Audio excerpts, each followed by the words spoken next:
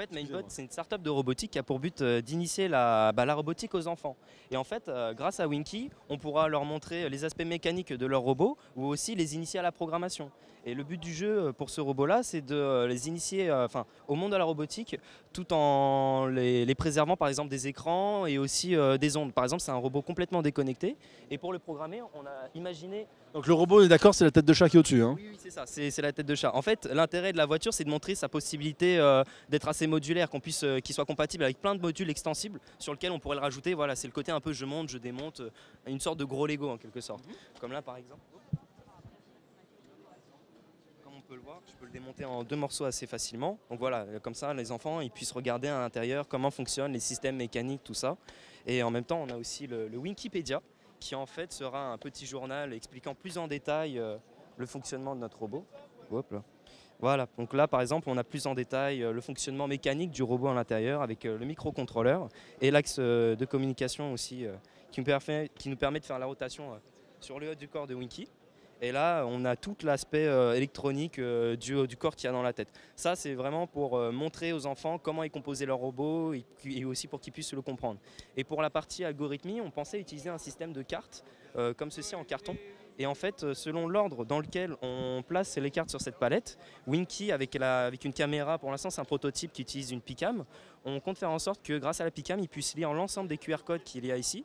Et ainsi, il pourra lire, ça c'est l'étape 1, étape 2, étape 3. Donc, je fais L'étape qu'on a dans un programme classique. Donc c'est un robot qui sera dédié aux enfants des écoles primaires. Voilà, on veut vraiment les initier au monde de la robotique. Donc ça, voilà, c'est une petite partie pour...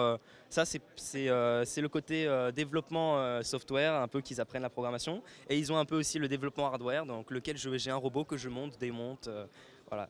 Ça, c'est aujourd'hui disponible? Alors pas encore, on compte le commercialiser dans 1 an. On aura un produit industriel qui sera au prix fort 200 €.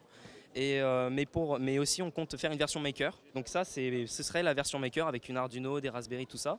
Et on compte, là on est en train de travailler sur un mode d'emploi de 80 pages environ sur lequel les makers pourront eux-mêmes soit refaire le produit de A à Z ou alors on vendra des kits sur lesquels ils pourront le monter aussi. Donc voilà, c'est... Je vous laisse le remettre sur la base de Lego. Donc là, on voit en fait, il est sur sa base. Voilà, hop.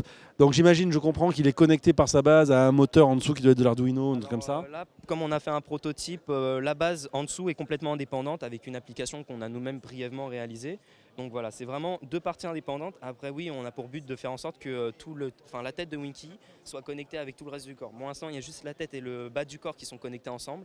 Après, on compte implémenter ça avec la base en Lego. Donc voilà, c'est notre petit robot Winky. Et en fait, l'un des gros enjeux aussi de ce robot-là, c'est qu'on a tout plein d'émotions. Donc là, pour l'instant, on n'a pas pu mettre les pistes sonores directement dans le robot.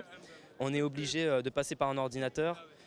Problème de compatibilité avec une Raspberry. On a un petit bug là-dessus, mais on a tout un panel d'émotions à afficher. Ce qui va, en fait, voilà, faut vraiment qu'on travaille cette IA qui va en faire vraiment un robot compagnon pour les enfants, qui sera plus qu'une vulgaire machine, sera une machine assez intelligente, qui a plein d'expressions à... Eh ben, on attend de voir ça dans 1 an. Merci beaucoup, on vous laisse finir de jouer et on vous souhaite une très